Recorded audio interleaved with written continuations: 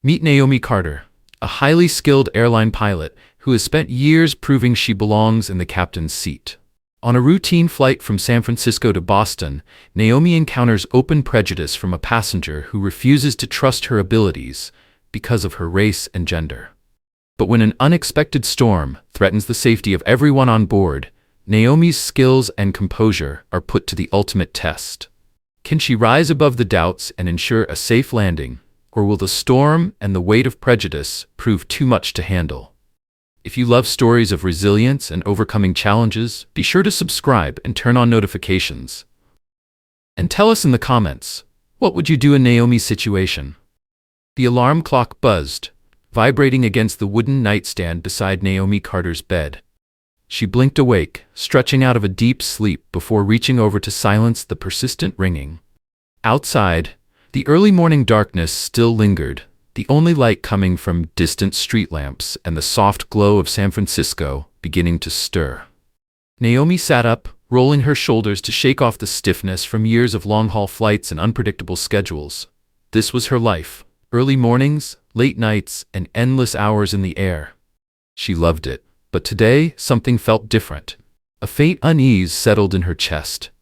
Maybe it was the weather forecast she had glanced at the night before, predicting heavy storms over the Midwest. Or maybe it was something else. A feeling she couldn't quite put her finger on. She swung her legs over the side of the bed and stood, heading into the bathroom. As the motion sensor light flicked on, she caught her own reflection in the mirror. Calm, composed, but with a hint of exhaustion in her sharp brown eyes. She splashed cold water on her face and pulled her dark curly hair into a neat bun. It was a simple ritual, one she had perfected over years of flying. A small act of control before stepping into a world where so much was unpredictable. Back in her bedroom, Naomi slipped on her crisp navy blue uniform, the fabric freshly pressed. She stood in front of the mirror, adjusting her collar. The reflection staring back at her wasn't just any pilot. It was a captain. The captain. With a quiet sense of pride, she reached for the silver wings on her dresser, pinning them carefully to her chest, right above her heart. Those wings weren't just a symbol of her job. They represented everything she had fought for. Every sleepless night studying, every flight hour logged, every doubt she had silenced with skill and determination. Her phone buzzed on the dresser. A message from Jake Mitchell, her co-pilot. Already at the airport. Try not to be late this time, Captain. Naomi smirked, rolling her eyes as she typed back, on my way. Don't get too comfortable. Jake was always early. He loved teasing her about her last-minute but never-late routine. She grabbed her flight bag and keys, pausing for a moment in front of the framed photos on her mantel. One in particular caught her eye. A picture of her standing in uniform on the day she graduated from flight school, her parents beaming with pride beside her. They had always believed in her, even when others doubted. Her father, a retired Air Force pilot, had been the first to introduce her to flying, taking her to air shows and sharing stories of his time in the cockpit. Her mother had been her source of strength, always reminding her, don't let anyone tell you where you don't belong. Just another flight, Naomi murmured to herself, trying to shake off the unease in her stomach. But deep down, she knew. Today would be different. She stepped outside, locking her apartment behind her. The city was still asleep, the streets nearly empty, as her car hummed to life. The drive to the airport was familiar, a route she had memorized years ago. But as she merged onto the freeway, her mind drifted to the challenges she had faced to get here. Being a black female pilot wasn't common, and she had dealt with her fair share of skepticism from professors, colleagues, even passengers. People who questioned whether she really belonged in the cockpit. But Naomi never let that stop her. She loved flying too much to let anyone take it away from her. The airport came into view, its lights twinkling like stars against the dark sky. She pulled into the employee lot, grabbed her flight bag, and headed inside. Bayview International Airport was already buzzing with early morning travelers, rolling suitcases behind them and clutching steaming cups of coffee. The hum of voices blended with the familiar overhead announcements. As Naomi walked through the terminal, she felt the usual mix of reactions to her uniform: curious glances, polite smiles, and the occasional double take. It wasn't every day passengers saw a black woman wearing a captain's wings. She had long since learned to brush it off, keeping her posture tall and her stride confident. She had earned her place here, and she didn't owe anyone an explanation. Passing through security, she mentally ran through her pre-flight checklist: weather conditions, flight plan, fuel levels, emergency procedures.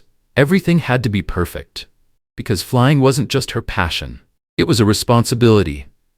She reached Gate 142, where Flight 382 to Boston was already boarding. Outside the window, the plane sat waiting on the tarmac, its sleek body gleaming under the airport lights. Naomi felt the familiar thrill in her chest. No matter how many times she did this, the sight of an aircraft always gave her a rush. This was what she was meant to do. But as she approached the gate, something caught her eye. A woman sitting in the waiting area, watching her with a sharp, disapproving gaze. Naomi noticed the woman's perfectly styled blonde bob, her expensive beige coat draped over her lap. She looked to be in her mid-50s, her expression one of thinly veiled contempt. Naomi didn't have to guess what she was thinking. Margaret Sinclair didn't even try to lower her voice. "Are you kidding me?" she muttered, loud enough for Naomi to hear. Naomi's steps faltered slightly. But she didn't stop. She had heard comments like that before. The barely concealed disbelief, the quiet judgment. Most people kept it to themselves. But Margaret Sinclair? She seemed bolder than most. Naomi kept walking, forcing her focus back to her pre-flight routine. But she could feel the woman's eyes burning into her back. And the unease from this morning? It was growing. Naomi Carter had grown used to the stares, the silent disbelief, the subtle glances exchanged between passengers when she walked past them in her pilot's uniform. Most of the time, people didn't say anything. They simply watched, their expressions flickering between surprise and quiet judgment. But this woman? She was different. Bolder, more entitled. Naomi kept her focus on her pre-flight routine, but she could feel the woman's gaze pressing into her back like a physical weight. That lingering unease from earlier in the morning settled deeper in her chest. As she reached the gate, Naomi pulled out her tablet, preparing to go over the flight details one last time. But before she could focus, the woman's voice cut through the ambient noise of the terminal. "Excuse me." Naomi turned slowly, finding herself face to face with Margaret Sinclair. The woman had risen from her seat, arms crossed tightly, her expression set in cold disapproval. Naomi remained composed, her voice steady. "Can I help you?" Margaret tilted her head, eyes narrowing as she scanned Naomi from head to toe. "You mean to tell me you're the pilot for this flight?" Naomi met her gaze without hesitation. "Yes, ma'am," she replied, keeping her tone polite but firm. "I'm the captain of this flight." Margaret let out a short, incredulous scoff, her lips curling in disdain. "There's no way I'm getting on a plane that's being flown by someone like you." Naomi felt her stomach tighten, but she had long learned not to let people like this rattle her. This wasn't the first time someone had questioned her abilities based on nothing but their own prejudice. It never got easier, but she had learned to navigate these moments with grace and professionalism. "I assure you, ma'am," Naomi said evenly, "I'm fully qualified to fly this aircraft. If you have concerns, you're welcome to speak with the gate agent." Margaret's face twisted in frustration. "I don't need to speak to anyone else. I want to speak to the real pilot. Where is he?" Naomi's grip on her tablet tightened, but before she could respond, a familiar voice spoke up beside her. "Is there a problem here?" Jake Mitchell, her co-pilot, had just arrived. Tall and broad-shouldered with sandy blonde hair, Jake carried himself with an easy confidence that often put nervous passengers at ease. But now, as he looked between Naomi and Margaret, his expression hardened. Margaret's eyes lit up when she saw him, as if she had finally found the authority figure she had been searching for. "Yes, there's a problem," she said sharply, pointing at Naomi. "I don't feel comfortable flying with her as the captain. This is ridiculous." Jake's jaw clenched, but he kept his voice level. "Ma'am, Captain Carter is one of the most skilled pilots I've ever flown with. If you have any concerns, I suggest you reconsider them." Margaret opened her mouth to argue, but Jake didn't give her the chance. "You're welcome to file a complaint," he continued, "but Captain Carter will be flying this plane." For a moment, Naomi thought the woman might continue arguing. But instead, Margaret let out an exasperated huff, clutched her handbag tighter, and stormed onto the plane without another word. Naomi exhaled slowly, feeling the tension in her body start to ease. "Thanks," she said quietly. Jake shrugged, offering her a small, reassuring smile. "You shouldn't have to deal with that kind of nonsense." Naomi nodded, though the sting of Margaret's words still lingered. "Yeah," she muttered, "but they don't get it." Jake didn't need to ask who they were. As Naomi and Jake boarded the plane, the weight of the day settled over her. No matter how many times she had faced situations like this, each one left a scar. There were always people who doubted her. People like Margaret Sinclair, whose judgment was clouded by prejudice. But today, like every other day, Naomi reminded herself that she had a job to do. She was a pilot, she belonged here, and she was going to fly. The moment she stepped into the cockpit, Naomi felt a familiar sense of calm wash over her. The soft glow of the instrument panel illuminated the small space, and the steady hum of the aircraft systems filled the air. This was her domain. Here, she was in control. Jake followed behind her, setting his flight bag down beside his seat. He glanced at her, reading the frustration still lingering on her face. "You good?" he asked, his tone gentle. Naomi nodded, adjusting her headset as she buckled into the captain's seat. "I'm fine," she replied, though her voice lacked its usual confidence. Jake didn't push, but Naomi could tell he wasn't convinced. He had seen her deal with difficult passengers before, but today's encounter had been particularly harsh. "People like that woman," Jake said after a moment, shaking his head. "They don't see the work you've put in. They don't see the years of training, the hours of flying. They just see what they want to see." Naomi exhaled slowly, her hands tightening on the yoke. "Yeah, but it doesn't make it any easier." Jake looked at her, his expression softening. "No, it doesn't. But you've proven yourself, Naomi, over and over again." She glanced at him, grateful for his words, but still feeling the weight of the encounter. "Thanks, Jake. I just wish I didn't have to keep proving it." Jake gave her a small smile before turning his attention to the pre-flight checklist. "You shouldn't have to," he said simply. But the unspoken truth hung heavy in the air between them. This was the world they lived in. A world where Naomi, despite her skill and experience, would always have to prove herself just a little bit more than others. She had known that for years, but some days, like today, it was harder to brush off. Naomi took a deep breath and pushed the thoughts aside, focusing on the task at hand. Flight 382 was scheduled to take off in 20 minutes. She had a job to do. Fuel levels, navigation systems, engine performance, every detail had to be perfect. Flying was her passion. It was also a responsibility. Up here in the cockpit, none of the doubts or prejudice mattered, because up here, she was in control. As they finished the final checks, the flight attendants prepared the cabin for takeoff. Naomi glanced at the small screen displaying the passengers as they settled into their seats. She spotted Lisa Daniels, the head flight attendant, moving up and down the aisle, assisting passengers with their luggage and offering her usual bright smile. Lisa had been part of Naomi's crew for nearly 2 years, and they had formed a strong bond during their flights together. She poked her head into the cockpit, grinning. "Ready for another adventure, Captain?" Naomi smiled, grateful for the lightheartedness.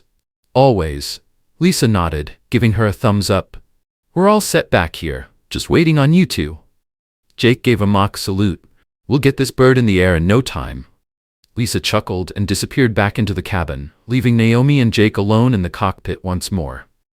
Naomi's thoughts drifted back to Margaret Sinclair, now seated somewhere in first class, probably still fuming.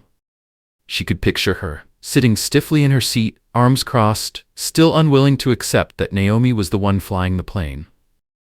Naomi knew there were others like her. Passengers who might not say anything out loud but still carried the same doubts. She saw it in their eyes, the hesitation, the questions. But Naomi had spent her entire career proving them wrong. And today would be no different. She placed her hands firmly on the controls, her focus locked in. "All right," she said, her voice steady. "Let's fly." The final boarding call echoed through the cabin as Naomi Carter did a last check of the small screen in front of her, scanning the passengers settling into their seats. Her sharp eyes caught sight of Lisa Daniels, the lead flight attendant, making her way up and down the aisle with practiced ease. Lisa had been part of Naomi's crew for almost 2 years, and in that time, they had built a strong professional bond. Lisa's energy was infectious, her bright smile and quick wit making even the most stressful flights feel a little lighter. She had a way of putting passengers at ease, something Naomi greatly appreciated. Lisa poked her head into the cockpit, her eyes twinkling with mischief. "Ready for another adventure, Captain?" Naomi smirked. "Always." Lisa grinned, giving her a thumbs up. "We're all set back here, just waiting on you two." Jake gave a playful salute. "We'll have this bird in the air in no time." With a final nod, Lisa disappeared back into the cabin, leaving Naomi and Jake alone in the cockpit. Naomi's thoughts flickered back to Margaret Sinclair, the woman in first class who had made it painfully clear that she didn't trust Naomi to fly the plane. She could still picture her, stiff posture, arms crossed, her face twisted in barely concealed contempt. Naomi knew there were others like her. Passengers who wouldn't say anything out loud, but still harbored the same doubts. She could see it in their faces, in the hesitation in their eyes as they glanced at her uniform. But Naomi had spent her entire career proving them wrong, and today would be no different. With all passengers on board, Naomi and Jake worked through the final takeoff preparations. The steady hum of the engines filled the cockpit, a familiar and comforting sound.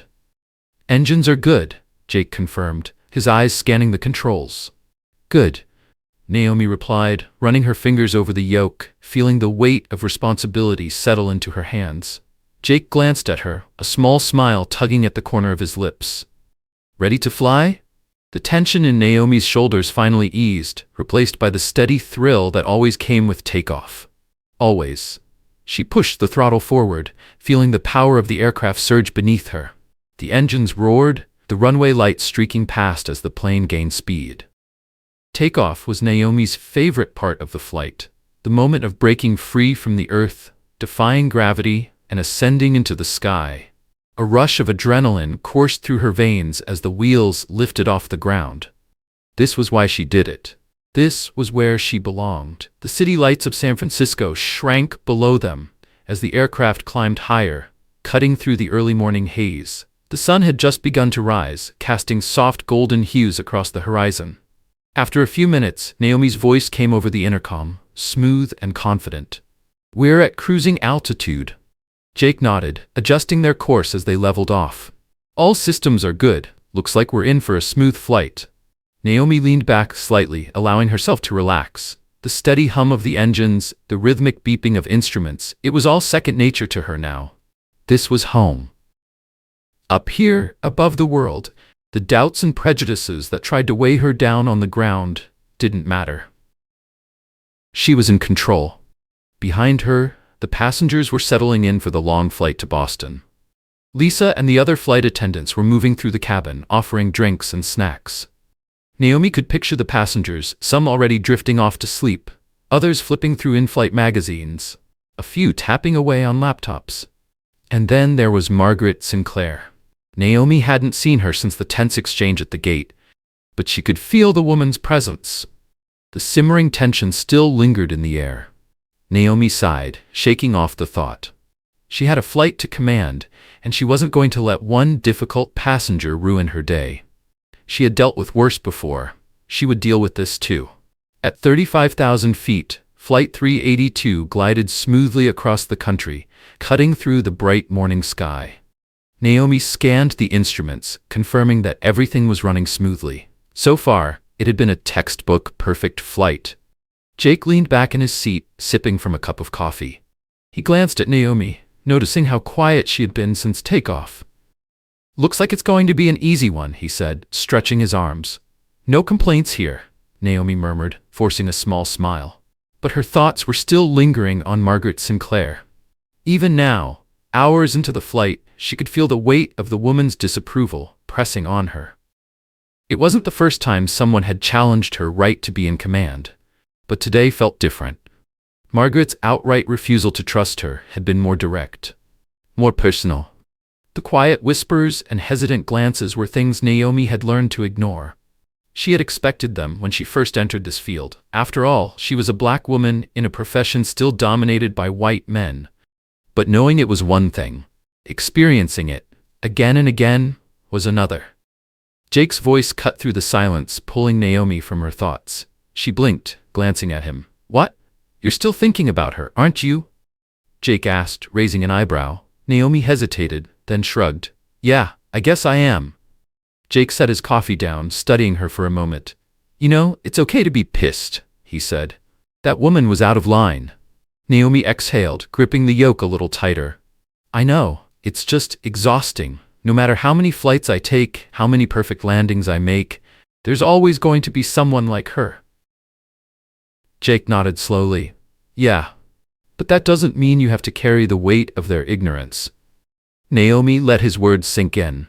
Jake had always been supportive. He had flown with her long enough to see firsthand the challenges she faced. He knew the extra pressure she carried every time she stepped into the cockpit. But that didn't mean it got easier.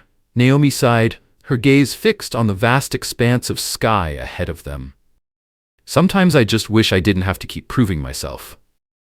Jake gave her a knowing look. You shouldn't have to. For a moment, neither of them spoke. It was an unspoken truth they both understood.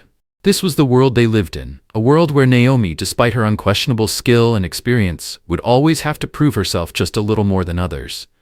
She had known it for years. But some days, like today, it was harder to ignore. She took a deep breath, pushing the thoughts aside. She still had hours left in this flight, and she had a job to do. Naomi Carter kept her gaze on the horizon, letting out a slow breath. Don't let it get to you, Jake Mitchell said, setting his coffee down. People like her don't get it. But you don't owe her, or anyone else, an explanation. You're here because you earned it. Plain and simple. Naomi's grip on the yoke relaxed slightly. Jake's words were comforting, but Margaret Sinclair's earlier comments still lingered. She had spent years learning to brush off attitudes like Margaret's. She had built a thick skin, knowing full well that not everyone would believe she deserved to sit in the captain's chair. But even the strongest armor could wear thin after so many battles. She shook her head, pushing the thoughts away. I'm good, she said finally. Let's just focus on getting this bird to Boston. Jake nodded, sensing she wasn't in the mood to keep talking about it. He turned his attention back to the radar, scanning for any disturbances. Everything looks clear so far, he said. Should be smooth sailing all the way through. Naomi checked the radar as well. The sky ahead was open, no signs of storms or turbulence in their immediate path. For the first time since takeoff, she let herself relax a little. Behind her, the cabin was quiet. Most of the passengers had settled into their routines, some napping, others reading or watching movies. Lisa Daniels and the other flight attendants moved efficiently through the aisles, their professional smiles never faltering as they handed out drinks and snacks. Naomi's mind drifted for a moment, thinking about how different life felt up here compared to the world on the ground. In the sky, everything was controlled. Every movement, every decision followed strict protocols designed to keep things running smoothly. There were no assumptions, no prejudices that could interfere with a plane's mechanics. The only thing that mattered was skill. But on the ground, people weren't as predictable. Biases dictated actions. Judgments were made based on who you were rather than what you were capable of. Flying had always been Naomi's escape from that. Up here, she was in control. She could rise above it all. But today, even in the air, the weight of those biases followed her. She shifted in her seat, letting the steady hum of the engines soothe her. The plane continued its smooth path across the country. Naomi settled into the familiar rhythm of the flight, allowing herself to let go, just a little. The soft whir of the engines, the gentle sway of the plane, the quiet predictability of cruising at 35,000 feet. This was why she had fallen in love with flying in the first place. Up here, above the world, everything felt simpler, more peaceful. Jake glanced at her, sensing the shift in her mood. Feeling better? Naomi nodded. Yeah, just needed a minute to clear my head. Good, he said with a grin, because we've still got a long way to go. She chuckled softly, her earlier frustration easing. She checked the instruments again, confirming that everything was functioning properly. As she did, her thoughts drifted back to flight school, to the beginning of her journey. She had been one of only a handful of women in her class, and the only black woman. From day one, She had known her journey would be tougher than her peers. While others moved through the program with relative ease, she had to prove herself at every step. Some of her instructors had been supportive. Others had been harder on her, as if testing whether she really had what it took. And then there were her classmates, some friendly, some indifferent, and a few who openly questioned whether she belonged there at all. Naomi had worked twice as hard. Long nights of studying, endless flight hours, pushing herself to be perfect, because she knew any mistake would be judged more harshly than if someone else had made it. In the end, she had emerged at the top of her class. No one could take that from her. And yet, even now, after thousands of hours in the sky, there were still people like Margaret Sinclair who would look at her uniform and see doubt instead of skill. Naomi sighed, tapping her fingers lightly on the yoke. "You ever wonder if things will change?" she asked quietly, eyes still on the horizon. Jake glanced at her, his brow furrowing slightly. "What do you mean?" She hesitated, choosing her words carefully. "I mean people like her," Naomi said finally. "People who see someone like me in this uniform and automatically assume I don't belong? You think that'll ever change?" Jake was silent for a moment. He knew exactly what she was talking about. He had seen it firsthand. The way passengers reacted differently to Naomi than they did to him. Jake had always supported her. He never questioned her abilities. But even he couldn't fully understand what it was like to walk in her shoes. "I'd like to think it will," Jake said at last. "But it's slow, way too slow." Naomi exhaled, nodding. "People like her," Jake continued. "They're stuck in a mindset that's hard to break. But you're changing it, Naomi, just by being here. By doing what you do, you're changing it." She gave him a small, grateful smile, though she wasn't sure if she believed it. Change was slow, painfully slow. She had seen progress, but there were still days like today, when it felt like nothing had changed at all. But Naomi had learned long ago that she couldn't let those doubts consume her. She had come too far, worked too hard. She wasn't about to let the opinions of a few small-minded people hold her back. "We're going to get there," Jake added, his voice filled with quiet determination. "Maybe not tomorrow, maybe not next year, but we'll get there." Naomi nodded, though a part of her still wondered how many more flights like this she would have to endure before that day came. Several hours had passed since they left San Francisco. The plane was now flying over the Midwest, and outside the windows, the sky had begun to shift. Thick clouds were rolling in from the west. Naomi noticed the change immediately, her eyes narrowing as she checked the radar. "Looks like we've got some weather ahead," Jake said, his tone suddenly serious. Naomi nodded, her fingers moving quickly over the controls as she adjusted their course slightly. "Yeah, I see it. Shouldn't be too bad, but we might hit some turbulence." She reached for the radio, contacting air traffic control to confirm the weather conditions ahead. The response was not what she wanted to hear. The storm system was moving faster than expected. It wasn't a major concern yet, but they would need to keep a close eye on it. Naomi tightened her grip on the yoke. She felt the first jolt before she saw it on the instruments. A slight shudder ran through the aircraft as they entered the edges of the storm. It wasn't unusual, just a brief tremor, like a warning tap on the shoulder. But Naomi had flown enough storms to know this wasn't the last of it. And for the first time since takeoff, she felt it. That familiar unease creeping back in. This flight wasn't going to be as smooth as she had hoped. And they were just getting started. The first jolt of turbulence was a warning. Naomi Carter had felt it enough times to know that the sky was shifting. In the cabin, the once calm atmosphere dissolved into nervous glances exchanged between passengers. A low murmur rippled through the aircraft, the uneasy whispers of people beginning to take notice. The flight attendants were already securing the cabin, moving with practiced efficiency, preparing for what might be a rough patch ahead. Then came the voice Naomi had been dreading. "What's going on?" Margaret Sinclair. The shrill panic in her voice carried from the first-class cabin, slicing through the tension like a blade. Naomi clenched her jaw, keeping her eyes on the controls. She had dealt with panicked passengers before.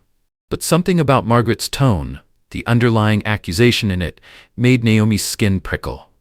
As if the turbulence itself was her fault. The plane jolted again. "We're going to crash!" Margaret's voice rose, frantic. Naomi kept her hands steady, resisting the urge to react. "Ignore her," Jake Mitchell muttered under his breath, eyes locked on the instruments. "You've got this." Naomi nodded, her grip firm. The turbulence intensified, the aircraft shuddering as it cut through the storm's powerful winds. The overhead compartments rattled. Gasps rippled through the cabin as the plane dipped and swayed. The voices behind her grew louder. Panic. Fear. And above them all, Margaret Sinclair's voice, hysterical. "We're going to crash! Someone do something!" Naomi tuned it out. She had been through worse storms than this. She knew how to handle it. Her voice came through the intercom, calm and steady despite the chaos outside. "Ladies and gentlemen, this is your captain speaking. We are experiencing unexpected turbulence, but please remain seated with your seatbelts fastened. We are taking every precaution to ensure your safety, and we will be through this shortly."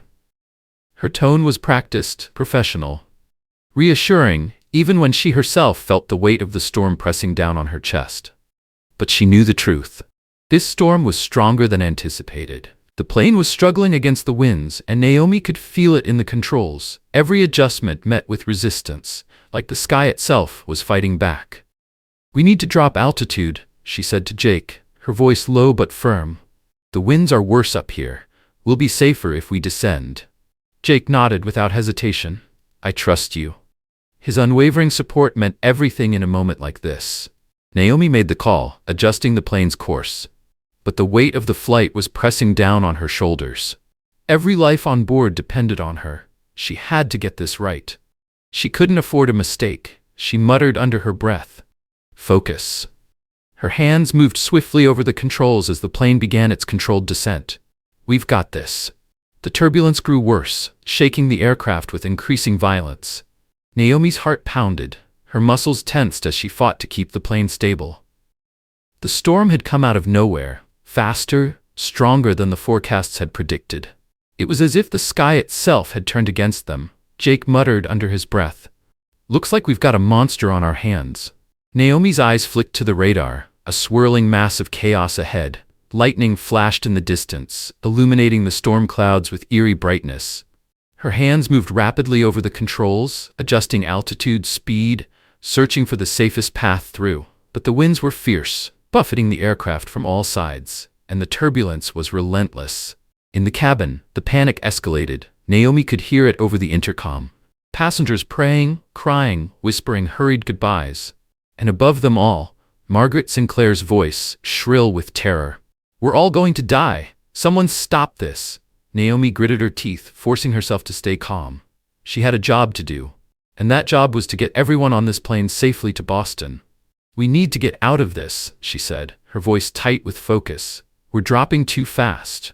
Jake was already adjusting the controls alongside her. "I'm with you." The plane shuddered violently, the storm raging around them. Naomi's breath caught as she saw the altimeter dropping too quickly. They were losing altitude. Too fast. The storm wasn't letting up. "Come on," she muttered, hands gripping the yoke as she fought to stabilize the plane. "Hold together." She glanced at Jake, his face tense but focused. "We need to climb," she said. "It's our only option." Jake didn't hesitate. "Let's do it." Naomi pulled back on the controls, forcing the plane to ascend.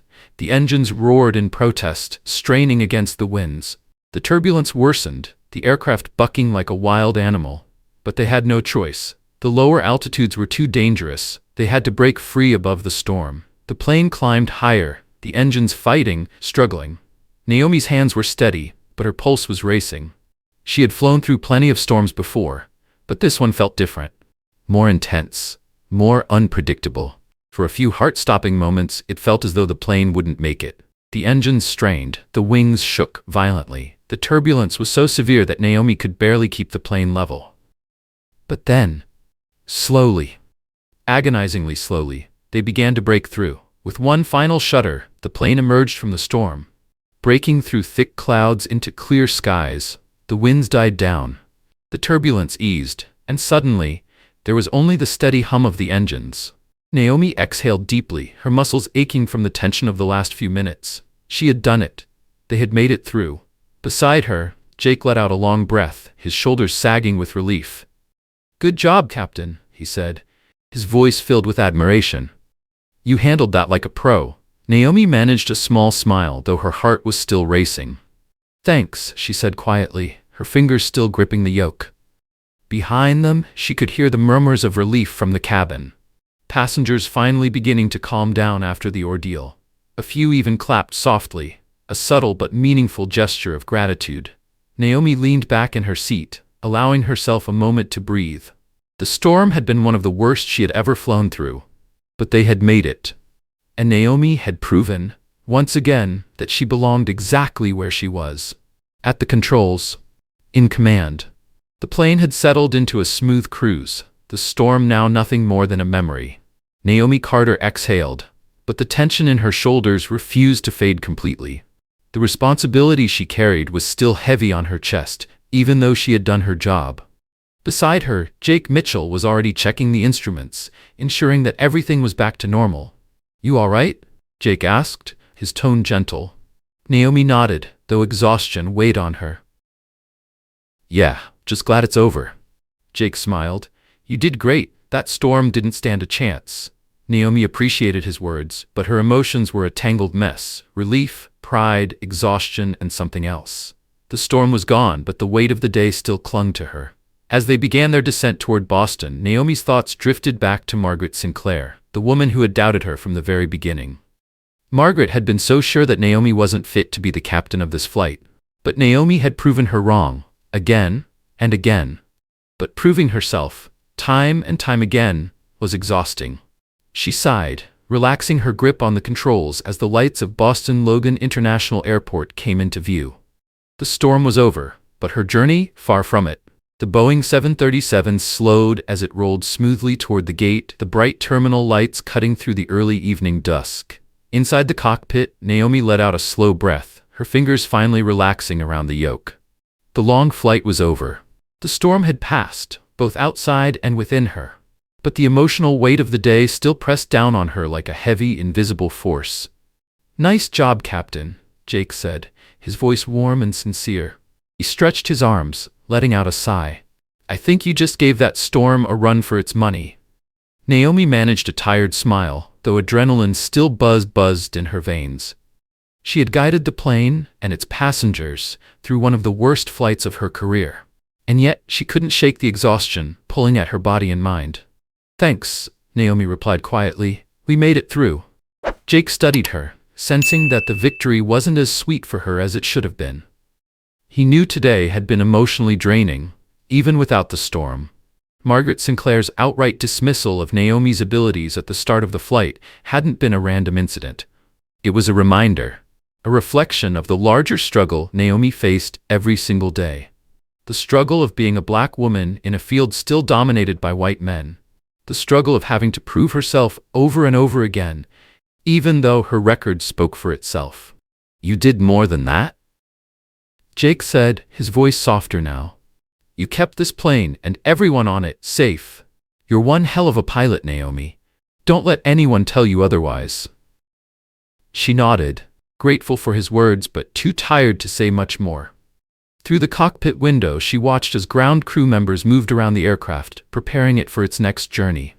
She could see the passengers starting to gather their belongings, overhead bins opening, hushed conversations filtering in from the cabin.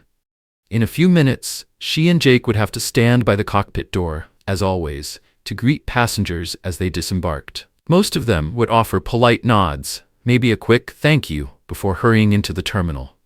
But Naomi knew that one passenger's reaction mattered more than the rest. Margaret Sinclair. She hadn't seen her since before takeoff, but Naomi knew. The woman's panic during the storm had likely only cemented her earlier distrust. No matter how smooth the landing had been, no matter how skillfully Naomi had guided them through the storm. People like Margaret were rarely willing to change their minds. Naomi took a deep breath, bracing herself. "Let's get through this," she muttered.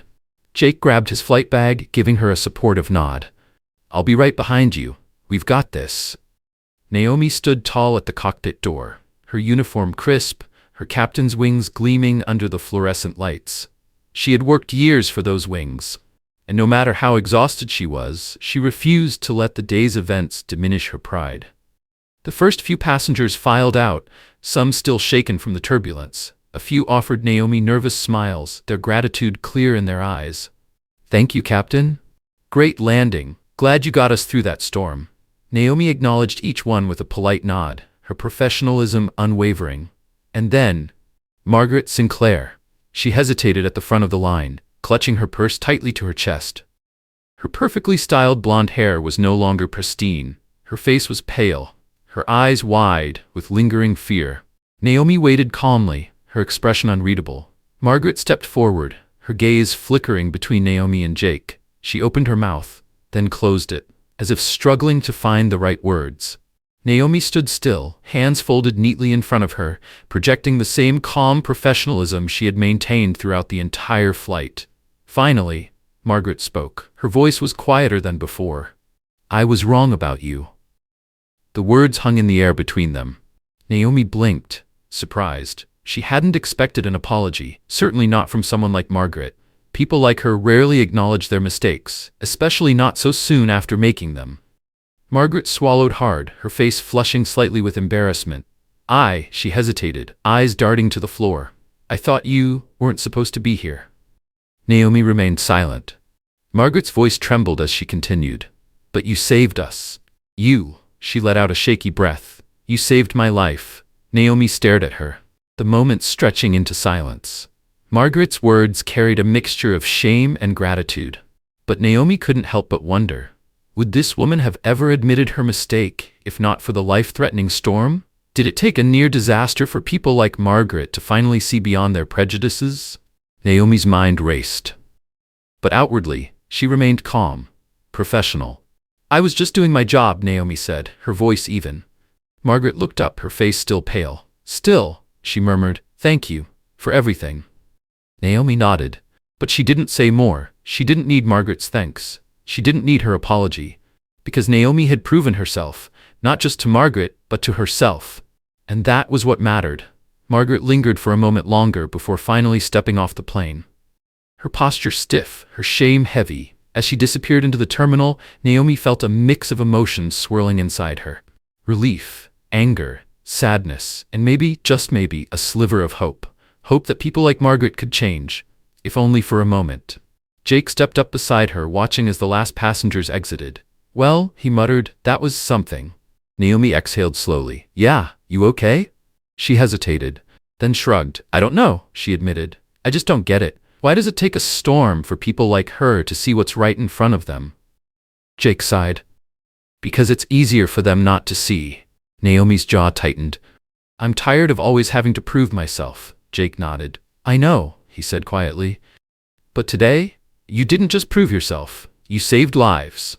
Naomi wasn't sure if she believed it mattered, but as she stood there, in her captain's uniform, her wings still gleaming, she knew one thing for certain. She had done exactly what she was meant to do. She had flown. The airport buzzed with life as Naomi Carter and Jake Mitchell made their way through the terminal. The overhead announcements blended into the distant hum of rolling suitcases, coffee cups clinking, and the low murmur of travelers rushing to their gates. For Naomi, this walk was familiar. But today, something felt different. The storm they had flown through had shaken more than just the plane. It had rattled her sense of balance. And Margaret Sinclair? Her sharp words at the gate, her panic in the air, and her hesitant apology afterward clashed in Naomi's mind. It wasn't the first time she had encountered people like Margaret, and it wouldn't be the last. But today, it had hit differently. "You've earned it after today," Jake said as they neared the crew lounge. Naomi chuckled, though her smile was tinged with exhaustion. "I think I've earned more than just one drink." Jake laughed, holding the door open for her. "Fair enough, let's make it two." The crew lounge was a stark contrast to the chaos outside. Quiet, calm, a place where flight crews could momentarily escape the rush of the world outside. Naomi and Jake settled at a small table near the back, away from the scattered groups of pilots and flight attendants unwinding after their shifts. Jake went to the bar, while Naomi finally allowed herself to exhale. For the first time since landing, she let her shoulders drop. Let herself relax, even if just for a moment. When Jake returned, he placed her drink in front of her before taking his seat. For a while, neither of them spoke. The silence between them was comfortable, filled with an unspoken understanding of what they had just endured. Then Jake leaned forward slightly.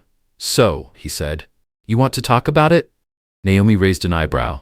"Which part?" Jake smirked. "The storm? Or Margaret?" Naomi let out a long breath before taking a sip of her drink. "I don't know, Jake," she admitted. "I just don't get it." Jake nodded, his gaze thoughtful.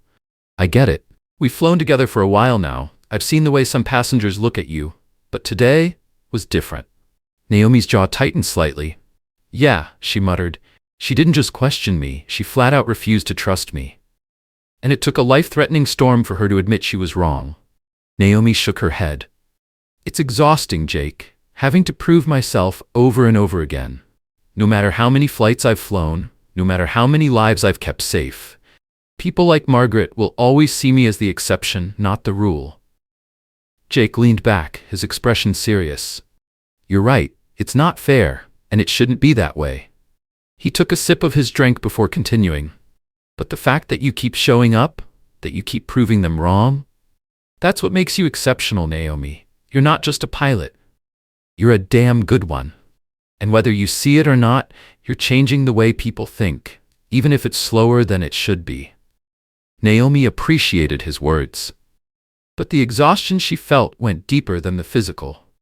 It was the weariness of fighting against other people's perceptions, of carrying the burden of representation, of knowing there were so many others like her trying to break into this field, fighting the same battles. She sighed, staring at the glass in her hand. "It's just tiring, you know," she said quietly. "I love flying, but some days it feels like I'm fighting a losing battle." Jake reached across the table, resting a hand on her arm. "You're not losing, Naomi. You're winning. Every time you step into that cockpit, every time you prove them wrong. Margaret may not have fully understood today, but you planted a seed, and that's how change starts."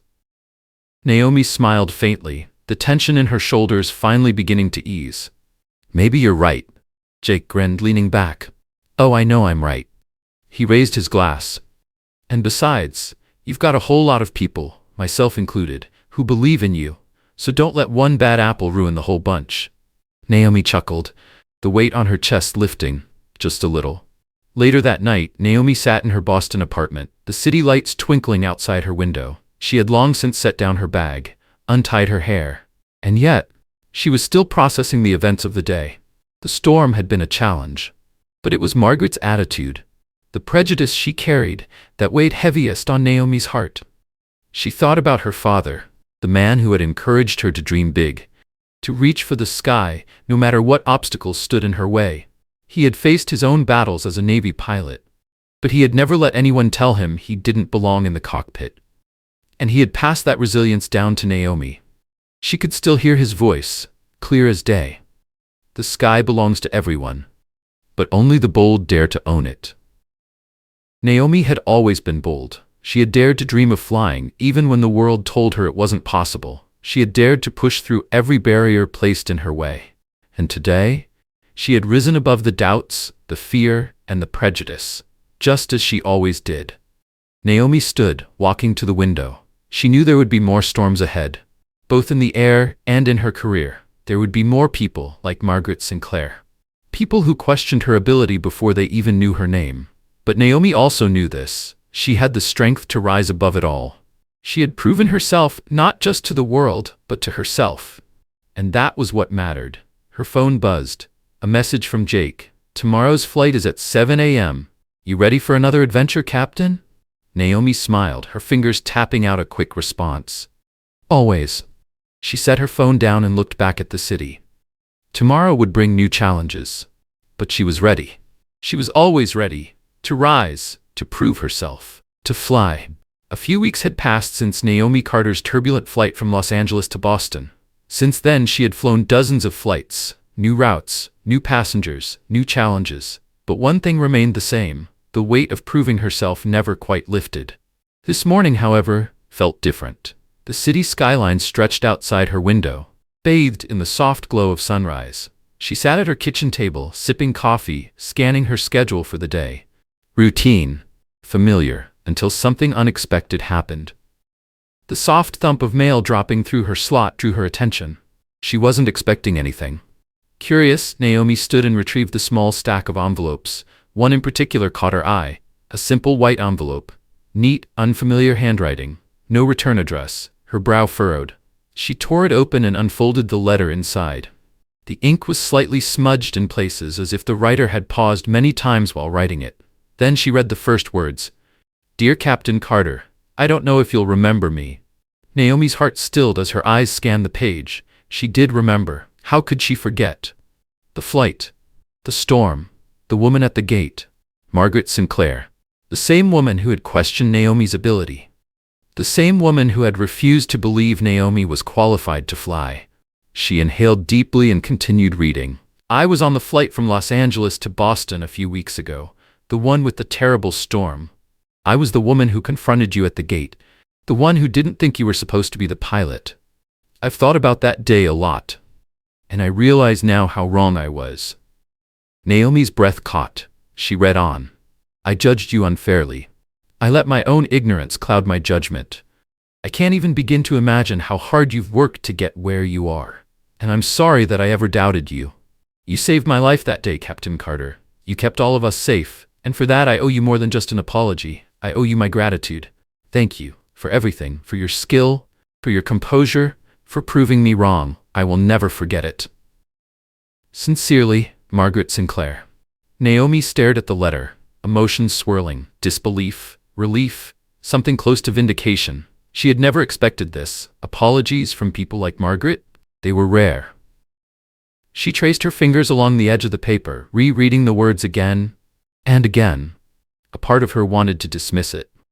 To think, it shouldn't have taken a life or death situation for her to see me for who I am. But another part of her, the part that had fought for every inch of ground she stood on, knew that this was proof of something bigger. Proof that people could change, even if it was one person at a time. She carefully folded the letter and placed it in the drawer beside her bed, not as a trophy, not as validation, but as a reminder that even on the hardest days, even when the world doubted her, her presence mattered, her resilience mattered, and whether they admitted it or not, she was changing minds. One flight at a time. A small smile tugged at the corner of her lips. Her phone buzzed. A message from Jake Mitchell. Tomorrow's flight is at 7 a.m. You ready for another adventure, Captain? Naomi took a deep breath and typed back. Always. She set her phone down, looking out at the city that never stopped moving. Tomorrow would bring new challenges, new faces, maybe even another Margaret Sinclair. But Naomi Carter? She was ready. She was always ready to fly. The weight of command had never felt heavier on Elena Parker's shoulders. As the chief of the Westbridge Police Department, she had expected resistance. Change never came easy. But tonight, she wasn't just dealing with internal division. Lives were on the line. The call had come in just after 7 p.m., a hostage situation at a convenience store on the south side of town. A man, Desmond Hayes, had barricaded himself inside with 3 hostages. Armed, desperate, threatening to kill if he didn't get an escape vehicle. Now, as Elena arrived at the chaotic scene, the flashing red and blue lights painted streaks across the pavement. She could hear the murmurs from her officers, some confident, others skeptical. This was the first real crisis under her leadership. How she handled it could define her command. Elena stepped out of her car, greeted by Lieutenant Adam Collins, her second in command. Suspect's name is Desmond Hayes, Adam reported. Mostly petty crimes in the past, but tonight, something went wrong. Cashier fought back. Hayes panicked. Now he's got 3 hostages. One of them is a teenager. Elena's jaw tightened. Has he made any demands? He wants a getaway car, Adam said grimly. Says if we don't give it to him, he's pulling the trigger. She exhaled sharply. This was classic desperation, and desperate people were dangerous. What about contact? Adam nodded toward a squad car. We've been talking to him through the store's landline. He's agitated, but still listening, for now. Elena's mind raced. They had SWAT en route, but they were still 20 minutes out. Too long. Every second they waited, the situation escalated. She turned to Adam. I want to talk to him. Adam's brows shot up. You, Chief, We don't have time to wait, Elena interrupted. If we can keep him talking, we might de-escalate before this turns into a bloodbath. Adam hesitated. Some of the officers exchanged wary glances. She could feel their doubt, but doubt wouldn't save lives tonight. Set up the call, she ordered.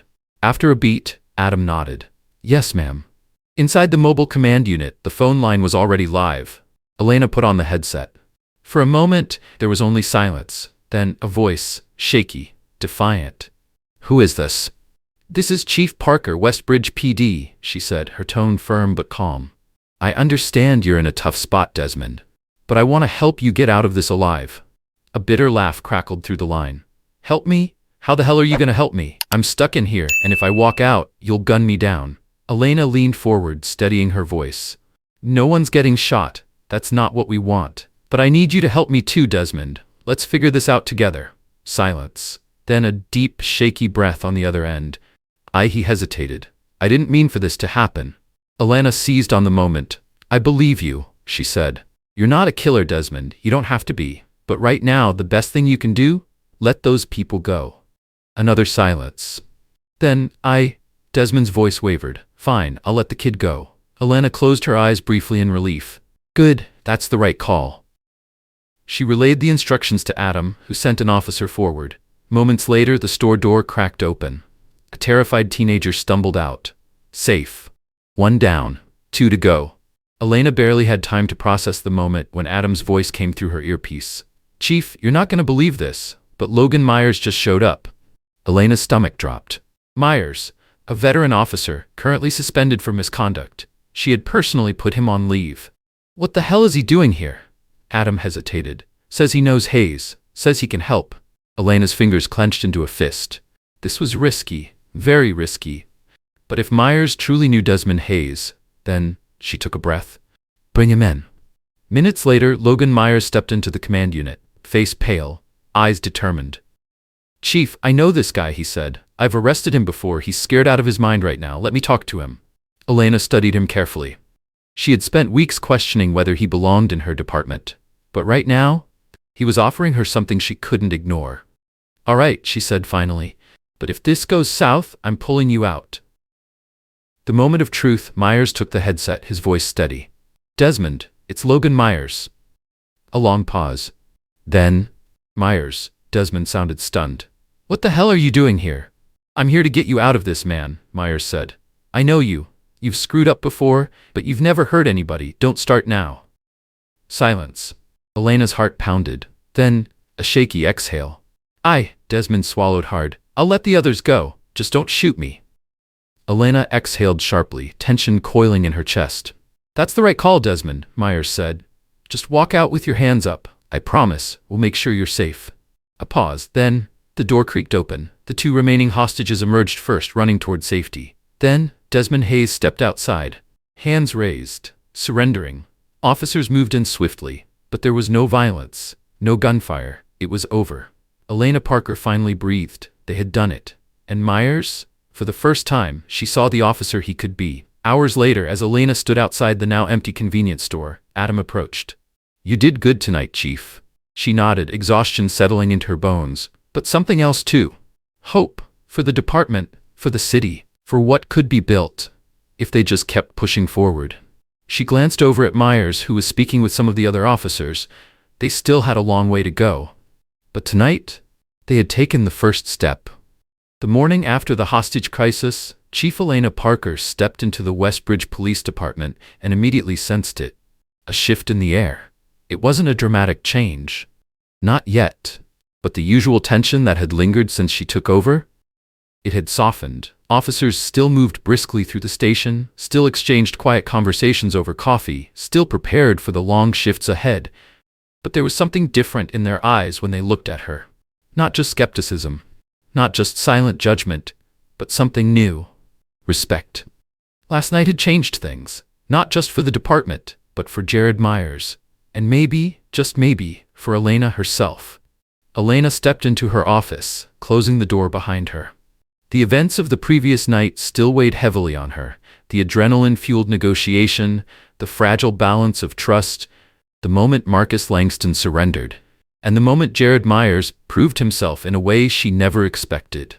She had gone into the night believing that Myers was a lost cause, an officer too reckless, too stubborn, too set in his ways to change.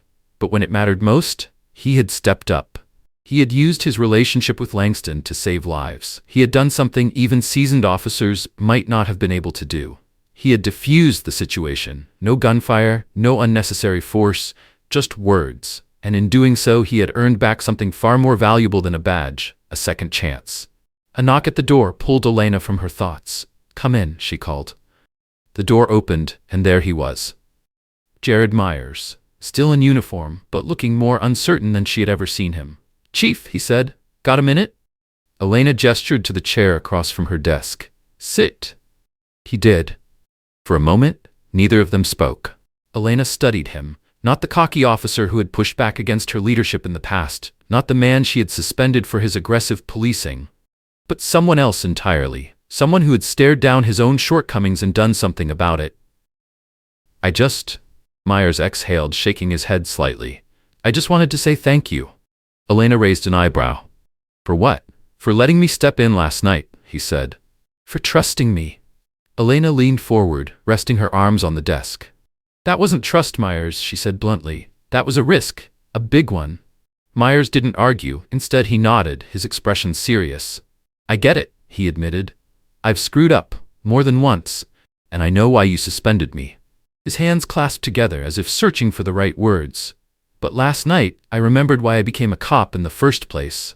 Not to be a tough guy, not to throw my weight around." He shook his head. "I wanted to help people, and I lost sight of that somewhere along the way." Elena didn't look away. She let his words hang in the air, watching the honesty in his expression. "You did good last night," she finally said. A flicker of relief crossed his face. "But one night doesn't erase everything," she continued. "You still have a long way to go." Myers nodded. "I know." A beat of silence. Then he asked, "Do I still have a place here?" Elena studied him for a long moment. She had made tough calls before. Suspending him had been one of the hardest, but reinstating him, that was even harder. But maybe, just maybe, this was the kind of change she had been fighting for all along.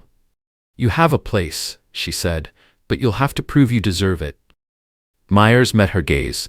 Fair enough. When Myers left her office, Elena exhaled. Leadership wasn't just about enforcing rules. It was about knowing when someone was worth giving a second chance, and for the first time in a long time, she believed Myers might just be. The department was still divided. Some officers still doubted her leadership. Some still resented the changes she was making.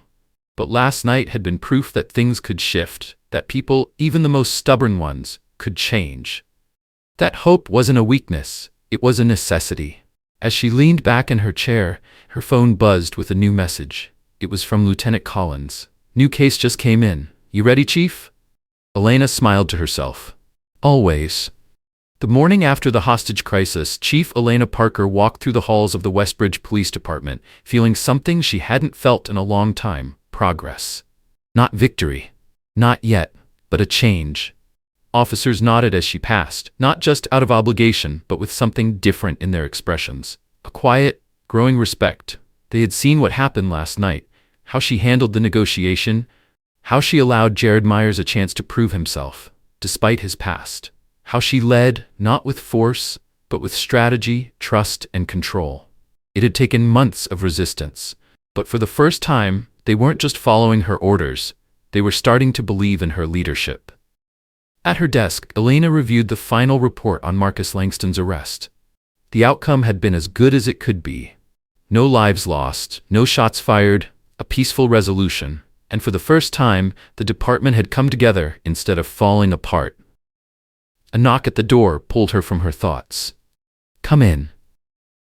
The door opened, and Lieutenant Brian Mason stepped inside, his usual composed demeanor lighter than usual.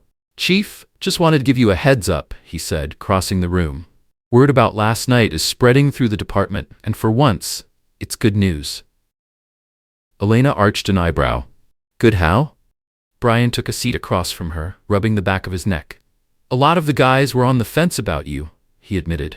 "They saw you as someone who came in and started shaking things up, pushing change they weren't ready for." He shrugged. "But last night, that changed things." Elena folded her arms, listening intently. "They saw you trust Myers, even when you didn't have to. They saw you handle the negotiation yourself, when you could have waited for SWAT." Brian smirked slightly. They're still not saying it outright, but they respect you, Chief, more than they did yesterday. Elena let out a slow breath. She wanted to feel relief, but she knew this wasn't the finish line. It was just the first step. Later that afternoon, Jared Myers walked into her office. His suspension was still in place, but after last night, they needed to talk. "Have a seat," Elena said. Myers did, but he looked uneasy, less like the cocky officer he had once been, and more like a man who understood the weight of his actions. "I wanted to thank you," Elena said, her tone measured, "for stepping up last night. You made a difference." Myers nodded, eyes fixed on the desk. I knew Marcus," he said, voice quieter than usual. "I couldn't just stand by." Elena studied him. "You did the right thing, but one good night doesn't erase the past." She leaned forward slightly. "You're still suspended, and when you come back, you'll still be required to complete retraining." Myers nodded, jaw tight. "I get that." He took a deep breath. "I messed up before. I'm not going to make excuses for it. I just want to do better." Elena held his gaze for a long moment. Maybe he meant it. Maybe this was just the beginning of his redemption. Or maybe it was just words. Only time would tell. But she was willing to give him the chance. Elena stood, extending her hand. "Well, we'll see where you are after your retraining." Myers shook her hand, his grip firm but not forceful. "Thank you, Chief." The next morning, Elena walked the halls of the station, taking in the subtle but undeniable shift. The department was still far from perfect. There was still doubt, still resistance, but it was fading. And in its place, something new. She passed Officer Eric Johnson at the front desk, one of the men involved in Myers' misconduct case. For weeks, he had avoided looking at her. But today, he met her gaze and nodded, a small thing, but a step forward nonetheless. Weeks later, Elena Parker stood on the steps of Westbridge Town Hall, addressing a crowd of reporters and community members. She spoke about the changes within the department, the challenges, the missteps, and the progress. "We're not just here to enforce laws," she said, voice strong and clear. "We're here to build trust, to hold ourselves accountable, and to be better." For the first time since she took the job, she wasn't speaking to a divided room. She was speaking to a department and a community that was finally starting to believe in her. Because leadership wasn't about power, it was about earning trust, one decision at a time. The autumn air was crisp as Chief Elena Parker stood on the steps of Westbridge Town Hall, looking out over a crowd of officers, community members, and reporters. The hostage crisis had drawn national attention, and now the town's leaders had organized this event. Not just to recognize the officers' bravery, but to acknowledge the progress being made. As Elena stepped up to the microphone, she took a slow, steady breath. She had spoken before crowds before, but today felt different. Because today she wasn't just proving herself, she was leading, and for the first time they were listening. "Good afternoon," she began, her voice steady. "First, I want to thank you all for being here. Your support means everything, not just to me, but to the entire Westbridge Police Department." The crowd clapped, a warm, genuine applause. But Elena wasn't here for praise. She was here for the truth. Last month, our town faced a crisis. A man's life was in danger, along with the lives of 3 innocent hostages. But because of the dedication and training of our officers, we were able to bring that situation to a peaceful resolution. More applause. Elena held up a hand, not to silence them, but to refocus them.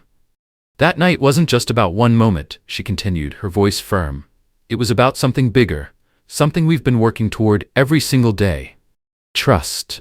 The word hung in the air, heavier than anything else she'd said. "Trust doesn't come easy," she continued. "It has to be earned, not just once, but every day." She let her gaze sweep across the crowd. She saw faces she recognized, people who had once doubted her, people who had whispered that she was too tough, too demanding, too focused on reform. But today, they weren't just watching her, they were with her, listening, believing. "Westbridge has had its share of challenges," she said, "and so has this department." A pause. "But what we've proven, what you've proven, is that when we work together, when we listen to each other, we can build something stronger, something better." The applause this time was louder, filled with something deeper, not just approval, but belief. And for the first time as Elena stepped away from the microphone, she didn't just feel like a chief of police. She felt like she was part of something bigger. a community, one that was finally starting to trust her, and the department she led. That evening, Alina sat on her front porch, watching the sun dip below the horizon. The sky burned with shades of orange and pink, the crisp air carrying the scent of fallen leaves. Her phone buzzed beside her. She glanced at the screen. A message from Deputy Chief Michael Walker. Heard about the event? Sounds like things are finally turning around. Proud of you, Parker. Alana smiled as she typed a response. Couldn't have done it without you. Setting the phone down, she leaned back in her chair, letting herself breathe. For months, she had fought to prove herself, to rebuild trust, to change things. And while there was still work to do, for the first time, she let herself feel something she hadn't felt in a long time. Hope. Because today wasn't the end of the fight. It was just the beginning. The autumn breeze swept across Denver, carrying the crisp scent of fallen leaves, as Ryan Carter stood on the balcony of his home, gazing over the city that had shaped his life. For decades, he had fought for justice, accountability, and a better way forward. Now, for the first time, he was stepping back. But it didn't feel like an ending. It felt like a new beginning. With the national pilot program proving a success, violent incidents had dropped. Communities and law enforcement were working together, and the next generation of officers was being trained with a focus on trust, ethics, and reform. Ryan had spent years building this. Now, it was time to let others take the lead. But as he stood there, reflecting on the battles he had fought, he knew one thing for sure. He wasn't done yet. In the months following his retirement, Ryan reconnected with the things he had sacrificed for so long. Spending more time with his wife, Elena, and their two grown children, Tyler and Sophia. Taking long walks in the park without checking his phone every 5 minutes. Rediscovering his love for mentoring without the pressure of leading a department. You finally have time to slow down, Elena said one afternoon as they strolled beneath the golden leaves. Ryan chuckled. Feels strange, but nice. Elena squeezed his hand. You've earned it.